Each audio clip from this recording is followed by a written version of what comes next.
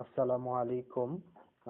প্রিয় দাখিল নবম এবং দশম শ্রেণীর শিক্ষার্থীবৃন্দ, আহ, বন্ধুরা, তোমাদের জন্য কোরআন মাজিদের যে সূরা বাকারার প্রথম থেকে 4 নম্বর রুকু পর্যন্ত একটি অ্যাসাইনমেন্ট দেওয়া হয়েছিল।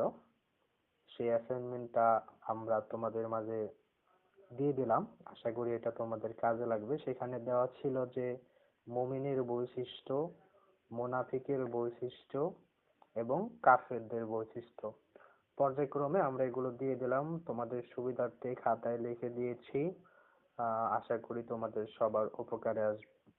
যারা তোমরা নবম দশম শ্রেণীতে আছো, তারা তোমরা এটা লিখে দিলেই, এই অ্যাসাইনমেন্টটা লিখে দিলে আশা করি তোমরা ভালো নাম্বার পাবে।